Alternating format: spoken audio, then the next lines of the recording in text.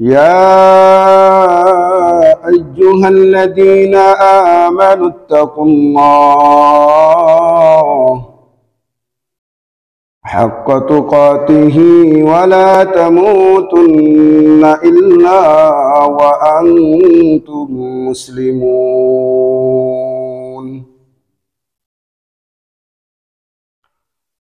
وقال رسول الله صلى الله عليه وسلم: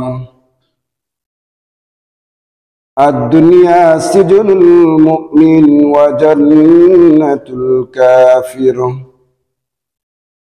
أو كما قال النبي عليه الصلاة والسلام. إن الله وملائكته يصلون على النبي يا أيها الذين آمنوا صلوا عليه وسلموا تسليما. شكرا درود إبراهيم كريم.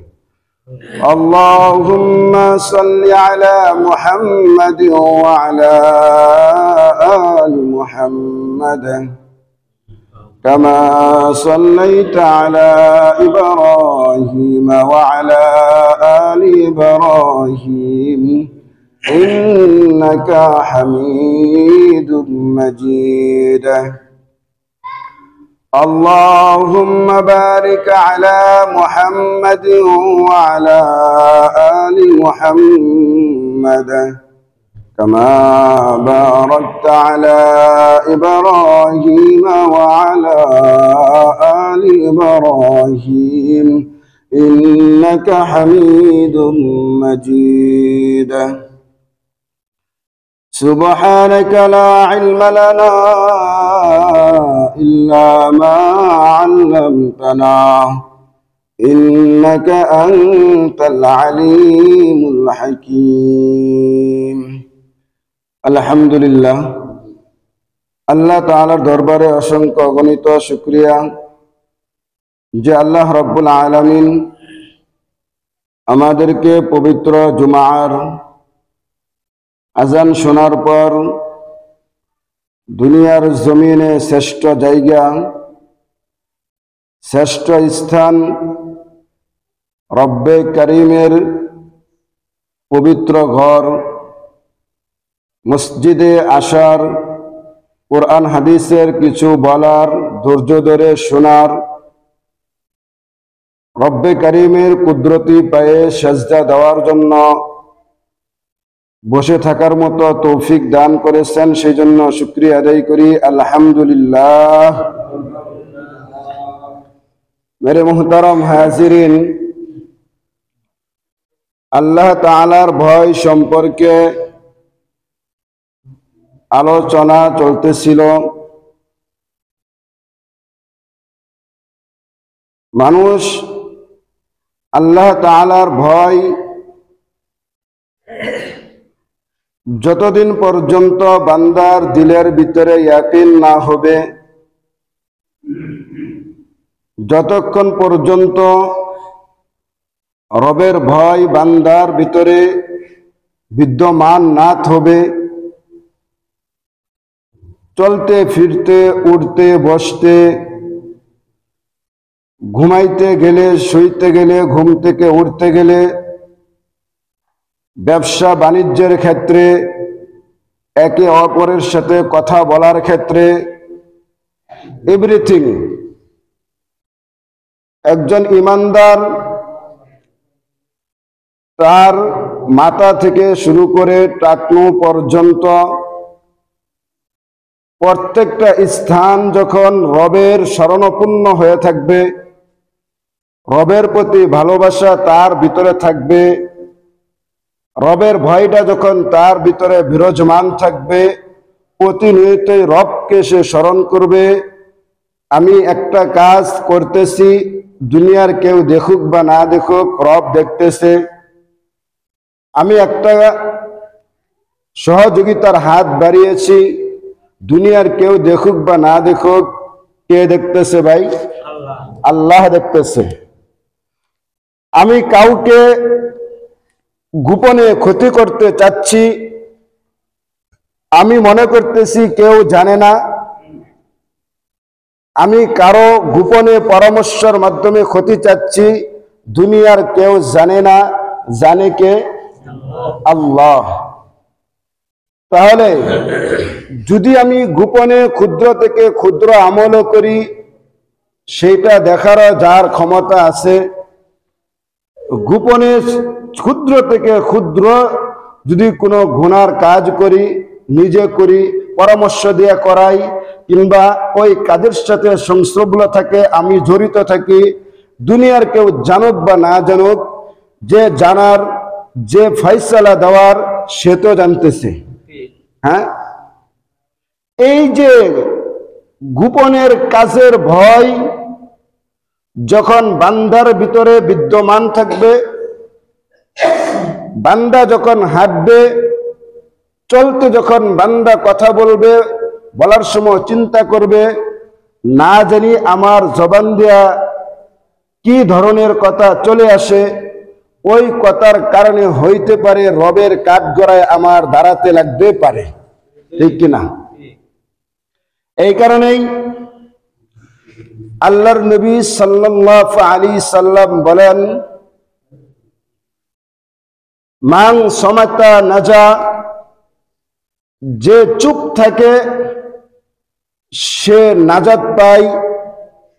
চুপ থাকার অর্থ এই না, আল্লাহর নবী সাল্লাল্লাহু আলাইহি সাল্লাম বলেন, দুনিয়ার অশ্লীল ফাহেসা কাজ থেকে, দুনিয়ার জমিনে অযথা কথাবার্তা বলা থেকে, কথাবার্তা থেকে বিরত রাখাকে, জবানকে, যে এই জবান দ্বারা অযথা কথা না বলে, এই জবান দ্বারা অহেতুক কোনো কথা না বলে, এই জবান দ্বারা কোনো শিরক, ফাসিক, ফুজ্জারের প্রশংসা না করে, এই জবান দ্বারা একমাত্র যখন রবের জন্য কথা হবে, একমাত্র যখন রবকে খুশি করার জন্য কথা হবে, তখনকার এই জবান কুরআনের উপর চলতে পারে, বিদ্যমান থাকবে।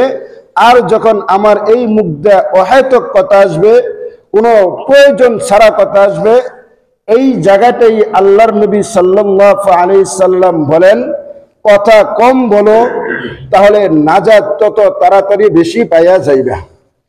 আজকে দেখেন, অধিকাংশ সমস্যারই, অধিকাংশ মুসিবত গুলা কথা বেশি বলার কারণে হয় না? এমন কথা জবান দিয়ে আসছে, বিগত কেউ কোনো কিছু না করতে পারার কারণেও এক কথার কারণে সমস্ত কিছু উল্টে গেছে না? তাহলে এই কারণেই আল্লাহর নবীও বলেন, জবান দিয়ে কথা বলার আগে খুব রিস্ক নিয়ে কথা বলতে হবে, খুব চিন্তা ফিকির করে কথা বলতে হবে, যে আমার এই কথার কারণে যেন আমার ভাই কষ্ট না পাই, আমার জাতি কষ্ট না পাই, আমার প্রতিবেশী কষ্ট না পাই, এমন কথা জবান দিয়ে বলা যাবে না। যদি বলো, তাহলে তোমার যে কোনো কারণে ছোট্ট বিষয় যেমন রব দেখেন, তোমার এই কথাটার কারণে সে কষ্ট পাওয়ার কারণে প্রকাশ করতে পারে নাই, তোমার ক্ষমতার বলে, শক্তির বলে, অনেক কিছুর বলে প্রকাশ করতে পারে নাই, সে ইস উফ শব্দ যে করছেন রব, এইটাই যথেষ্ট রবের দরবারে তুমি কাঠগড়ায় দাঁড়ানোর জন্য, আর বেশি কোনো কিছুর প্রয়োজন নাই। তাহলে প্রথমেই হলো জবানকে হেফাজত করা। এই কারণেই প্রতিনিয়ত রবকে যদি ভয় করতে পারি, রবের ভয় যখন বান্দার ভিতরে চলে আসবে, বান্দা তখন তার জবানের মাধ্যমে অহেতুক কথা বলতে পারবে না, বান্দা তার দিলের ভিতরে নগ্ন খারাপ চিন্তাধারা আসতে পারবে না, পারেও না। আর যখন এই বান্দার ভিতরে আল্লাহর ভয় পুরাপুরি না আসবে, আল্লাহর ভয় বান্দার ভিতরে বিরাজমান না থাকবে, আমি কাজ করতেছি আল্লাহ দেখতেছে, ভালো করি আল্লাহ দেখে, খারাপ করি আল্লাহ দেখে, এই চিন্তা যখন বান্দার ভিতরে যতক্ষণ না আসবে, বান্দা নামাজও পড়বে, বান্দা রোজাও রাখবে, বান্দা হজ্জে গিয়ে হজও করবে, বান্দা যাকাতের সময় যাকাতও দিবে, রোজার সময় রোজাও রাখবে, সব কিছু ঠিক করবে, কিন্তু বান্দার চরিত্র একটু কোনাও পরিবর্তন হয় নাই। কেন হয় নাই? তার পোশাক পরিবর্তন হয়েছে, লেবাস পরিবর্তন হয়েছে, সিরত এখনো পরিবর্তন হয় নাই। ভিতরে যে একটা কালো আঙ্গুরি আগের থেকে জমানো ছিল, ওইটা প্রকাশ করে গোপনে বসে বসে, ওইটা প্রকাশ করে নির্জনে বসে বসে, ক্ষতি করে নির্জনে বসে, জাতিকে ধ্বংস করে সবার সামনে এসে। এই ভয় যখন বান্দার ভিতরে না আসবে, এই চিন্তা যখন বান্দার ভিতরে না আসবে, আমি যা কিছু করতেছি, ভালো খারাপ যা কিছু করতেছি না কেন, শুনতেছি না কেন, সব দেখেন কে? আল্লাহ। এই কারণেই আল্লাহ তাআলা কোরআনে হাকিমের ভিতরে বারবার বলেন, হে ইমানদারগণ, হে ইমানদারগণ, মায়া করে, মহব্বত করে, ভালোবেসে সব জায়গায় ডাক দিয়েছেন, হে আমার মহব্বতের বান্দারা, হে আমার প্রিয় বান্দারা, হে আমার ভালোবাসার বান্দারা, তোমরা শুনো, তোমরা বুঝো, একমাত্র ঈমানদারদেরকেই রব মায়া করে, মহব্বত করে ডাক দিয়েছেন কুরআনের সব জায়গায়। কিন্তু কোন মুশরিক, কোন ইহুদি, নাসারা, কোন কাফের, ফুজ্জারকে আল্লাহ কোথাও মহব্বত মায়া করে ডাক দেয় নাই। যেখানেই কোরআনে ডাক দিয়েছেন, হয়তো ধমকের সুরে ডাক দিয়েছেন, যেখানেই ডাক দিয়েছেন আগে জাহান্নামের আযাবের কথা শুনায়া পরে ওদেরকে ডাক দিয়েছেন। তাহলে আল্লাহ তাআলার কাছে আমরা কতটুকু প্রিয়, কতটুকু ভালোবাসার পাত্র। আমি আপনি আমরা না বুঝলেও আল্লাহ তাআলা আমাকে আপনাকে ভালোবাসেন দেখেই আল্লাহ আমাকে আপনাকে দুনিয়ার মাখলুকাত, জিন, ইনসান, ফেরেশতা সমস্ত বিষয়ের উপরে শ্রেষ্ঠত্ব দান করবেন দেখেই আল্লাহ রাব্বুল আলামিন আদম আলাইহিস সালাতু ওয়াস সালামকে সমস্ত ফেরেশতাদের উপরে শ্রেষ্ঠত্ব দান করেছেন। সমস্ত শিক্ষা আল্লাহ তাআলা আদম আলাইহিস সালাতু ওয়াস সালামকে দিয়েছেন। দেওয়ার পর এই শ্রেষ্ঠত্ব দান করবেন দেখেই ফেরেশতাদেরকে আল্লাহ তাআলা যে শিক্ষা আদমকে দিয়েছেন ওই শিক্ষা ফেরেশতাকে দেন নাই। কারণ একটাই, যদি আদমকে আমি যে শিক্ষা দিয়েছি ফেরেশতাকে একই শিক্ষা দেই, বলা মাত্রই ফেরেশতাও বলবে, আদমও বলবে, ছাত্র শিক্ষক চিনার কোনো কার্যক্রম থাকবে না।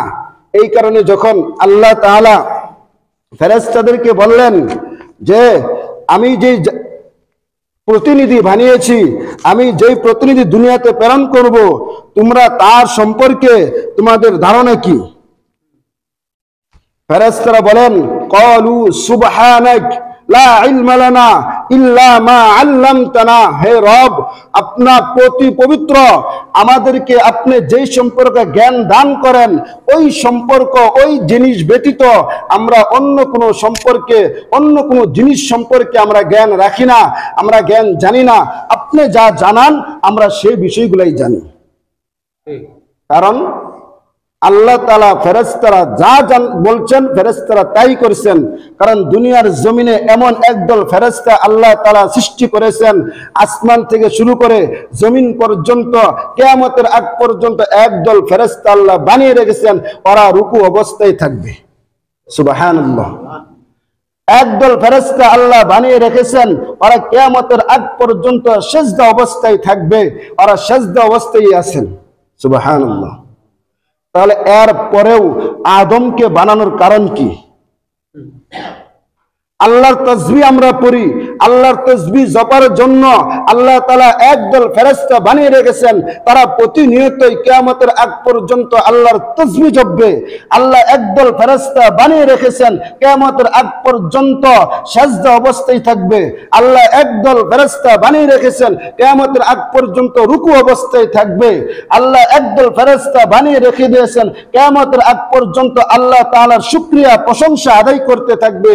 এর পরেও এত সম্মানজনক ফেরেশতা, এত কিছু সত্য থাকা সত্ত্বেও, গুণ থাকা সত্ত্বেও, সাধারণ একটা মাটির টুকরো দিয়ে বানানো যে আদম, আল্লাহ তাআলা আদমকে এত শ্রেষ্ঠত্ব কেন দান করলেন?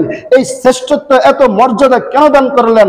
কারণ ফেরেশতার চাইতে তো মর্যাদার দিক দিয়ে আর অন্য কেউ কিছু হতে পারে না, হতে পারে? হতে পারে না। তো আল্লাহ শ্রেষ্ঠত্ব দান করবেন দেখেই এই আদমকে আল্লাহ তাআলা বানিয়েছেন। আর এই আদমকে বানানোর পিছনেও ফেরেশতাদের সাথে পরামর্শ করেছেন। কারণ কি? পরামর্শ মাফিক কাজ শিক্ষা দিতেছেন কে?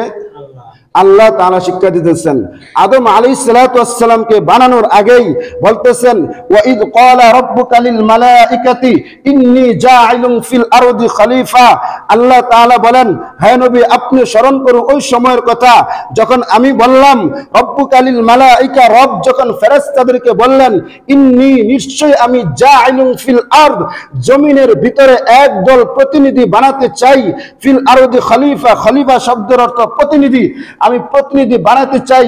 ওই প্রতিনিধি জমিনে যাওয়ার পর আমি তাদেরকে আমার ফেরেশতাকে আমার দিক নির্দেশনা ভিতরে চলে, শয়তান যখন আল্লাহর প্রদত্ত ছিল, আল্লাহর প্রদত্তের মতো চলতো, আল্লাহর কথাই চলতো, দুনিয়ার সমস্ত বিষয়গুলা আল্লাহর ইশারায় চলতো। তো আমি এমন একটা প্রতিনিধি বানাবো, এমন একটা জাতি সৃষ্টি করব, তাদের কাছে তাদের কোনো ক্ষমতা আমার কাছে থাকবে না, তাদেরকে আমি এমন একটা দিমাগ দিয়ে দিব, এমন একটা সমাজ দিয়ে দিব, তারা তাদের গতিতে চলবে, তারা তাদের বিষয়গুলা তারাই চিন্তা করবে, তারাই ফিকির করবে। ওই রকম একটা জাতি আমি রব প্রতিনিধি হিসাবে জমিনের ভিতরে আবার প্রেরণ করতে চাই। ফেরেশতারা বললেন, হে রব, ক্বালু আতাজআলু ফিহা মান ইফসিদু ফিহা, আপনি এমন জাতি তৈরি করবেন, আতাজআলু ফিহা, আপনি তাদেরকে বানাইবেন, ফিহা ওই তাদেরকে, তাহলে বোঝা গেল আমাদেরকে বানানোর সময় মতানৈক্য হয়েছে কিনা? ফেরেশতারা বলতে তাদেরকে বানাবেন, কেন বানাবেন? মান ইফসিদু ফিহা ওয়া ইয়াফসিফুদ দিমা, কারণ তারা যখন জমিনে একদল রক্তপাত করেছে, মারামারি করত, তারাও তো তাদের মতো মারামারি করবে। তাহলে বোঝা গেল আমাদের আগে জমিনে একদল বসবাস করেছে, একদল বসবাস করেছে। তারা কারা? জিন জাতি বসবাস করেছে। তারা এক ভাই আরেক ভাইকে মারতো, এক ভাই আরেক ভাইকে হত্যা করত, এক ভাই আরেক ভাইকে সম্পত্তি নিয়ে কাটাকাটি করত, একজন আরেকজনকে ডুবাডুবি করত, নির্যাতন করত। এই দৃশ্য দেখার পর আল্লাহ তাআলা ওই জাতিকে এই দুনিয়ার থেকে ধূলিসাৎ করে দিলেন, ওই জাতিকে দুনিয়ার থেকে পানির সাথে মিশ্রিত করে দিলেন। এরপরেই যখন এই আদম আলাইহিস সালামকে বানাইতে গেল, ওই মতানৈক্য চলে আসছে। এরাও যাবে, এরাও যাওয়ার পরও তো মারামারি করবে, কাটাকাটি করবে, একে অপরের সাথে শত্রুতা করবে, একে অপরের জমি নিয়ে কাটাকাটি করবে, দ্বন্দ্ব নিয়ে মারামারি করবে। কিন্তু আল্লাহ বলছে এরা করবে ঠিক আছে, আমি ওদেরকে ওই সমাজ দান করব, আমি ওদেরকে ওই বিবেক দান করব। ওই বিবেক যখন ওদের ভিতরে কাজ করবে, কাজ করার পরই ওরা আবার আমার দিকে ফিরে আসবে। সুবহানাল্লাহ। এই কারণেই যেটা বলতেছিলাম যে আদম আলাইহিস সালামকে শ্রেষ্ঠত্ব দান করছেন একটাই কারণ, দুনিয়ার জমিনে যত মানুষ আসবে, যত মাখলুকাত আসবে, সমস্ত মাখলুকাতের যে মর্যাদা আল্লাহ তাআলা দান করেছেন এর চাইতেও হাজার হাজার লক্ষ লক্ষ গুণে বেশি মর্যাদার অধিকারী বানিয়েছেন সাইয়্যিদনা মুহাম্মদুর রাসূলুল্লাহ সাল্লাল্লাহু আলাইহি সাল্লামের উম্মতকে দান করেছেন। তাহলে শ্রেষ্ঠ উম্মত হিসাবে কারা স্বীকৃতি পেয়েছে? আদম আলাইহিস সালাম হলো সারা জাহানের ভিতরে সমস্ত মানুষ, সমস্ত ব্যক্তিদের ভিতরে, সমাজের ভিতরে মানুষের যেমন মর্যাদা দান করেছেন, আদম আলাইহিস সালাম নবী ছিলেন। নবী যখন বললেন যে আল্লাহ তাআলা আদম আলাইহিস সালামকে বানানোর পর যখন বললেন, হে আদম আমি তোমাকে সমস্ত বিষয়ে জ্ঞান দান করলাম, ফেরেশতাদেরকে যখন বলা হলো ও ফেরেশতা তোমরা সকলেই তাকে সেজদা করো, সম্মানজনক সেজদা করো, শিক্ষক যখন বেশি পারে ছাত্ররা কি তাকে সম্মান করবে কি করবে না? যখন ফেরেশতারা পারে নাই, শয়তানও পারে নাই, তখন পারলো কে? আদম আলাইহিস সালাম। এখানে শিক্ষক আর ছাত্রকে? শিক্ষককে আদম আলাইহিস সালাম, আর ছাত্র কারা? ফেরেশতারা।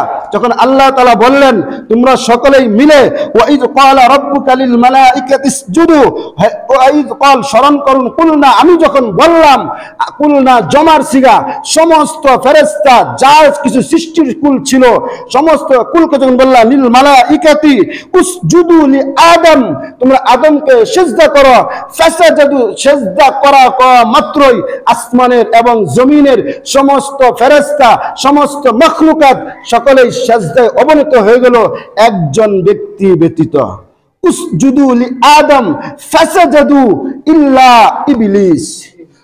ইবলিস ব্যতীত সমস্ত ব্যক্তিরা সেজদায় পতিত হলো, সমস্ত ব্যক্তিরা তাকে সেজদা করলো। এখন কথা হলো, ইবলিস কেন সেজদা করলো না? ইবলিস কেন সেজদা করলো না? ফাসাজাদু ইল্লা ইবলিস আবা ওয়াস্তাকবার। আজকের আলোচনার বিষয় যেটা, শয়তান সেজদা করে নাই একটা কারণেই। শয়তানের কথা হলো, মাটির জিনিস উপরের দিকে দাবিত হয় না, মাটি নিচের দিকে দাবিত হয়। মাটিকে চেঁচড়া মুচড়া ভাঙা যায়, তা আমি তো আগুনের তৈরি, আমি তো কোনোদিন নিচের দিকে যাব না। আমার ক্ষমতা হলো উপরের দিকে যাওয়া, আমার পাওয়ার হলো উপরের দিকে যাওয়া।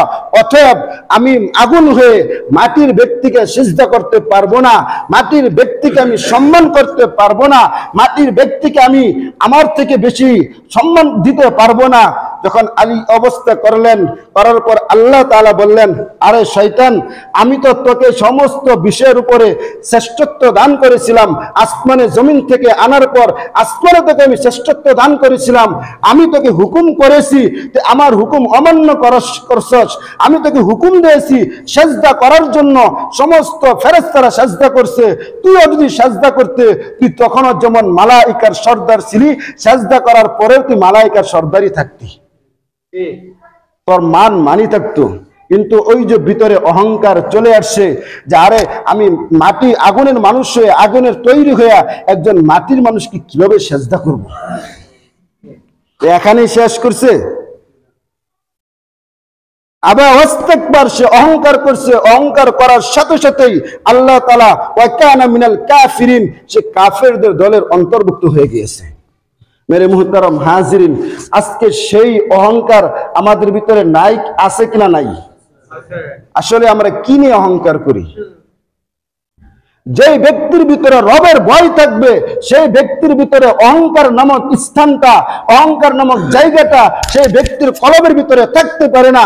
যার ভিতরে রবের ভয় থাকবে, শয়তান অহংকার করার কারণে, শয়তানের ভিতরে রবের ভয় না থাকার কারণে, শয়তান মালাইকার সর্দার থেকে শয়তান নামে খ্যাতি পেয়েছে।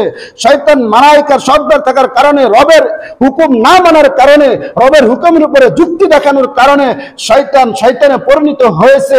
হাজার বছর শয়তান চেষ্টা করে, আর সে কোনোদিন ভালো হওয়ার রাস্তা নাই। তার সমস্ত রাস্তাগুলো রব আসমান থেকে নামানোর আগেই সমস্ত রাস্তাগুলো বন্ধ করে দিয়েছেন। আল্লাহ তাআলা বলেন, ও মানুষ, আমি তোমাকে তৈরি করেছি একদম নরমালি ভাবে, একদম দুর্বল করে। এর চাইতে শক্তিশালী ছিল শয়তান, এর চাইতে শক্তিশালী হলো আমার ফেরেশতা, বানানি ফেরেশতা। এদের চাইতে তোমাদেরকে আমি নরমাল করে বানিয়েছি, এদের চাইতে আমি তোমাদেরকে দুর্বল করে বানিয়েছি। এরপরেও আমি তোমাদেরকে এত ক্ষমতা দিয়েছি, এত রাজত্ব দিয়েছি, এত পাওয়ার দিয়েছি, একটাই কারণ, আমার ইচ্ছা ছিল এই জাতিকে আমি সর্বোচ্চ সম্মান দিব, এই জাতিকে সর্বোচ্চ পাওয়ার দিব। এই ইচ্ছাটার কারণেই আজকে সারা দুনিয়ার ভিতরে আরবে মুহাম্মদুর রাসূলুল্লাহ সাল্লাল্লাহু আলাইহি সাল্লাম, আদমের সন্তান, আজও দুনিয়ার ভিতরে সর্বোচ্চ যারা ইসলামের ভিতরে আছে, সর্বোচ্চ মাকামের, সর্বোচ্চ ক্ষমতার পাওয়ারই একমাত্র আল্লাহ তাআলা দান করেছেন। মেরে মুহতারাম হাজরিন, যে বললাম শয়তান হয়েছে কি কারণে? কি করার কারণে? অহংকার করার কারণে। খালি অহংকার কারণে শয়তান হয় নাই, কাফেরদের দলের অন্তর্ভুক্ত হয়েছে। আজকে আমাদের ধ্বংসের পতন কি? একটাই, অহংকার। আমাদের ধ্বংসের পতন একটাই, অহংকার। আমি যখন মনে করব আমি হয়ে গিয়েছি, তখন নিশ্চিত বুঝবেন এই ব্যক্তির ধ্বংস অনিবার্য। আমি যখন মনে করব আমি অনেক কিছু হয়ে গেছি, নিশ্চিত মনে করবেন এর ধ্বংস অনিবার্য। আপনি যখন কোনো বিষয় নিয়ে অহংকার এক ব্যক্তির জন্য শোভা পাই, অহংকার একজন ব্যক্তি করে, সে কে? আল্লাহ। কারণ আল্লাহ সর্বদিক দিয়ে সাকসেস, সর্বদিক দিয়ে আল্লাহ তাআলা সমান, একমাত্র কোনো দিক দিয়ে কমতি নাই। আপনার যে দিকে যাবেন আল্লাহ তাআলা সর্বদিক দিয়ে পাওয়ারফুল। তিনি ছাড়া আর কেউ দুনিয়ার জমিনে অহংকার করতে পারে না। আমেরিকা অহংকার করেছিল, এমন আগুন দিয়ে দিছে 3 দিন পর্যন্ত 7 দিন পর্যন্ত আগুন নিভাইতে পারে নাই। পারছে? হ্যাঁ, পারে নাই। দিছে কে? পাওয়ারের উপর যে পাওয়ার, এইটাই রব মাঝে মাঝে দেখাই। যে অহংকার করা ভালো না। মেরে মুহতারাম হাজরিন, অহংকার আমরা করব না। অহংকার করতেছেন, ইবাদত করতেছেন, কোনো লাভ নাই। অহংকার করতেছেন, গীবত করতেছেন, কোনো লাভ নাই। ইবাদতের মাধ্যমে ইবাদতের মজা তখনকাই পাবেন, ইবাদত আপনার তখনকাই ভালো লাগবে যখন আপনার ভিতর থেকে অহংকার চলে যাবে, আপনার ভিতর থেকে গীবত শিকায়ত চলে যাবে, আপনার ভিতর থেকে যখন ভালো পরামর্শ আসবে, আপনার ভিতর থেকে যখন সমাজের ভালো ভালো কাজ আসবে, আমি যখন সমাজকে কিছু দিতে পারবো, সমাজের জনগণ আমাকে আপনাকে তার দিকে টানবে। আর আমি যখন সমাজকে কিছু দিতে পারবো না, সমাজের মানুষও আমাকে, ফ্যামিলি আমাকে থুতু মারবে, সমাজের মানুষও আমাকে থুতু মারবে। সর্বশেষ আমার একাকিত্ব জীবন কাটাতে হবে। কারো ধারে যায়া, কারো কাছে যায়া আমি যে সম্মান পাওয়ার, সেই সম্মান পাবো না। যতটুকু পাবো এর চাইতে বেশি যাওয়ার পর গালিগালাজ শুনবো। কারণ কি? ওই যে নিজেকে বড় মনে করি, নিজেকে অনেক শিক্ষিত মনে করি। শয়তান বেশি শিক্ষিত হওয়ার কারণে, বেশি জানার কারণে শয়তান হয়ে গিয়েছিল। মেরে মুহতারাম হাজরিন, যেটা বললাম, অন্তর থেকে প্রথমে কি সব দূর করতে হবে? 1 নাম্বার অহংকার দূর করতে হবে। এই যে অহংকার দিলের ভিতরে আছে, ওই অহংকার দিয়ে ইবাদত করবেন, কোনো কাজে আসবে না। আল্লাহ তাআলা আমাদের সকলকেই অন্তরের ভিতরে ভয় এবং অহংকার মুক্ত একটা জীবন গড়তে পারি সেই তৌফিক দান করুন। আমিন। ওয়া আখিরু দাওয়ানা আনিল হামদুলিল্লাহি রাব্বিল আলামিন।